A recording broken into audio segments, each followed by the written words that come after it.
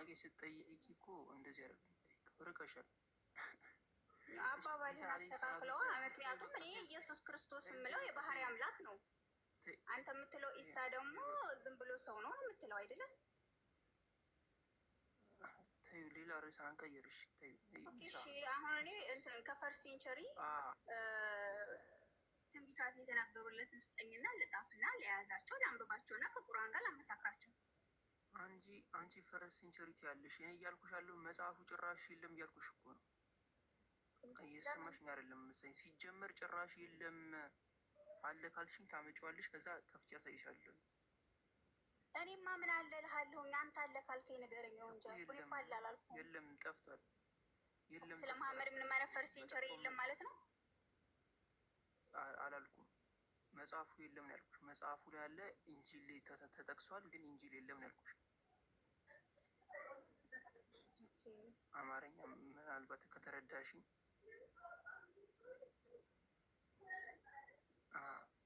ኢየሱስ እንትን ኢሳ ተናግሯል። ስለ ነቢዩ ዓለይሂ ሰላቱ ሰላም ትንቢት ተናግሯል። ያ መጽሐፍ ደግሞ የለም። የኢሳ ትንቢት ተናግሮለት እንደነበረ ኢንጂል ላይ በቁርአን ገልጾታል አላህ ሱብሓነሁ ወተዓላ። ኦኬ ታዲያ አሁን ያ እንኳን እንዴት ለምስክርነት እንኳን አንድ አይኖርም? እንደው ከተበረዙት ውስጥ እንኳን የተበረዙት እንኳን እንዴት አይኖሩም?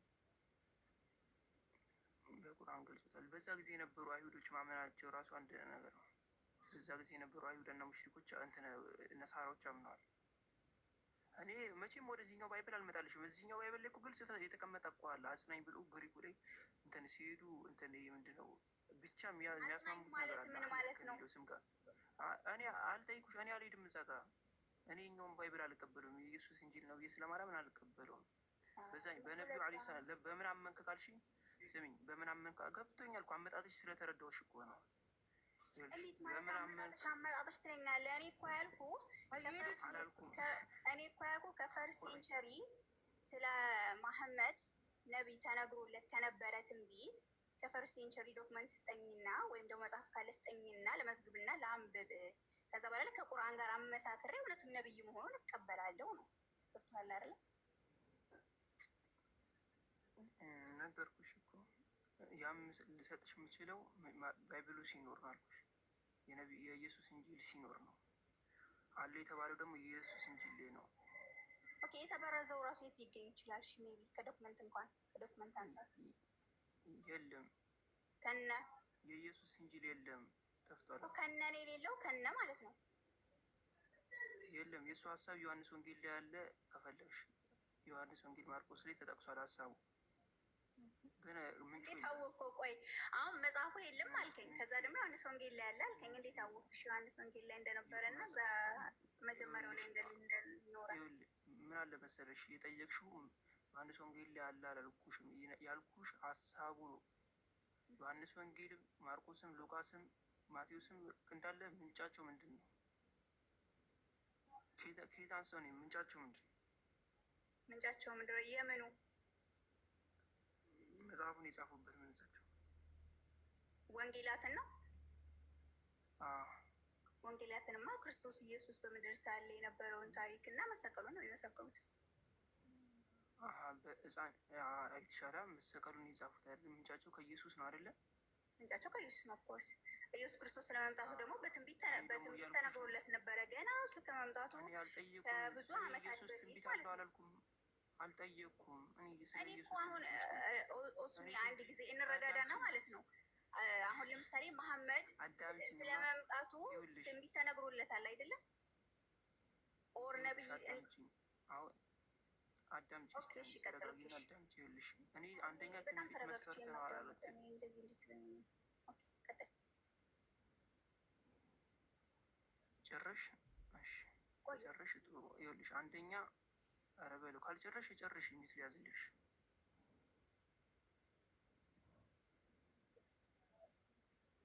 ዳምጪኝ በቃ እሺ። ሀሳብሽን ከጨረሽ ይኸውልሽ እኔ እያልኩሽ ያለሁት አንደኛ ትንቢት መነገሩ መስፈርት አይደለም። ነብይ ለመሆን ላለመሆን ትንቢት መነገሩ መስፈርት አይደለም። ሁለተኛ ዝም ብሎ እንደ ጠቅላላ እውቀት ከፈለግሽው አላህ ሱብሓነሁ ወተዓላ በቁርአን ላይ ኢየሱስ ሲለው አልቀበልም ብለሽ ነው ማለት ነው። ኢሳ ዓለይሂ ሰላም ተናግሯል። አሕመድ የሚባል ነቢይ ወደፊት ይመጣል ብሎ ተናግሯል። ረሱሉ ዓለይሂ ሰላቱ ሰላም ደግሞ በሐዲሳቸው ብዙ ስሞች አሉኝ ብለው ወሚንሃ ከሷም ብሎ ደግሞ አሕመድ ማሂር ምናምን ብሎ ማሂ ብሎ ጠቅሰዋል። አሕመድ አንዱ ስማቸው ነው። ስለዚህ ትንቢት አላቸው ነው። ያኛው አለ ወይ አሁን መጽሐፉ አለ ካልሽኝ የለም፣ እንጂል የለም፣ ትክክለኛው እንጂል የለም፣ የተበረዘው እንጂል ያለው ነበር። ኦኬ የተበረዘው ግን አለ። የተበረዘውም እኮ ካለ ችግር የለውም። ሶኪ ስጠኝ። እኔ እኮ ለመረጃ ያክል ነው መበረዙ ምናምኑን ሳይሆን ለመረጃ ያክል። ተበረዘ ማለት ምን ማለት ነው ግን ታውቂያለሽ? ተበረዘ ማለት ምን ማለት ነው?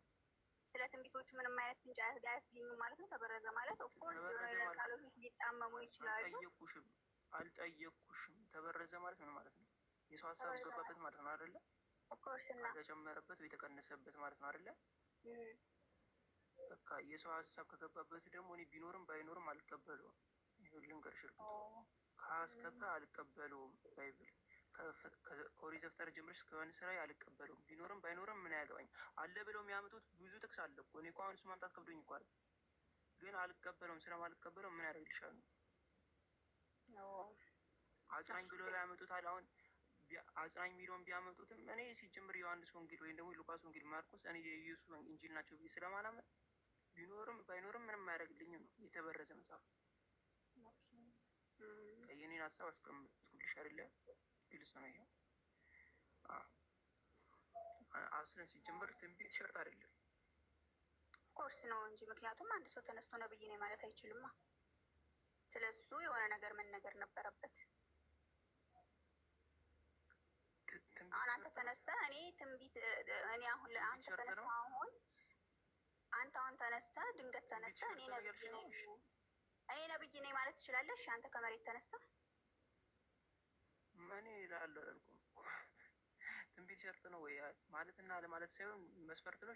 ትንቢት ስለሱ የሆነ ነገር ሳይነገርለት እኔ ከአምላክ የተላኩኝ ነው ማለት ይችላል?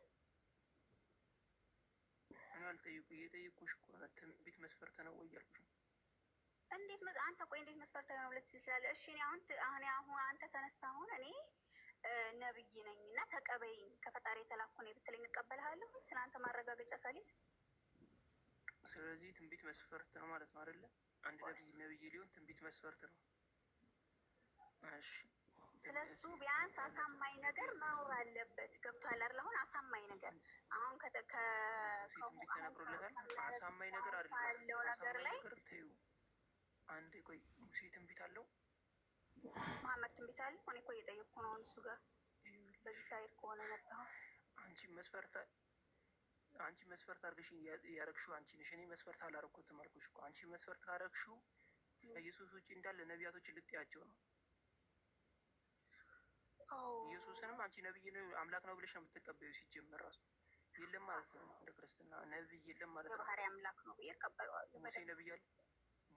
ሙሴ ነብይ ነው። ስለ መሐመድ አንተ የተነገረ ትንቢት ካለ ንገረኝ አልኩ። ተበርዟል አልከኝ። የተበረዘውም ደግሞ ከመጽሐፍ ቅዱስ ነው አልከኝ። ስለዚህ ማረጋገጫ የለም ማለት ነው። እኔ ነገርኩሽ እኮ። እኔ እኮ አሁን እኮ ተማመነን እኮ። አሁን አንቺ ንገረኝ። እኔ መስፈርት አላደረገውም ሲጀመር ብዬ ነገርኩሽ። አሁን እንደዛ ከሆነ እሺ፣ አንተ አሁን እንደዛ ከሆነ መሐመድ እውነተኛ ነብይ ነው ብለህ ለመቀበል ምንድነው አሳማኝነትም ምንድነው? መሐመድ እውነተኛ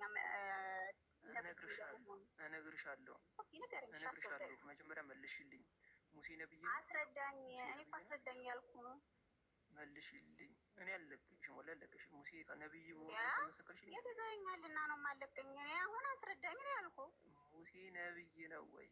አንተ እውነተኛ ነብይ ለመሆኑ መሐመድ ምን ማስረጃ አለ? ስለ ተበርዟል አልከኝ አይደለ? ኦኬ እሺ ተቀበልኩ። ስለዛ አሁን አሳምነኝ። አሁን ነብይ ለመሆኑ አሳምነኝ። እሺ ከፈጣሪ የተላከው አሳምንሽ፣ ችግር የለም። ሙሴ ያሳምነኝ። እንደዛ ከሆነ እየሰማሁ ነው። ሚውት ላድርግና ላዳምጥ። እስክሪብቶና ወረቀት ይዣለሁ። ሙሴ ነብይ ነው?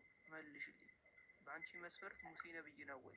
አሳምነኝ እያልኩ እኮ ነው። ስለ መሐመድ እውነተኛ ነብይነት ከፈጣሪ የተላከው መሆኑ አሳምነኝ። ሽፍት አታርጊ። መጀመሪያ ስለ መስፈርት እያወራሽ ነበር። ትንቢት መስፈርት ነው አይደለ? እኔ እኮ ምንም ረሻት እያደረግን አይደለም።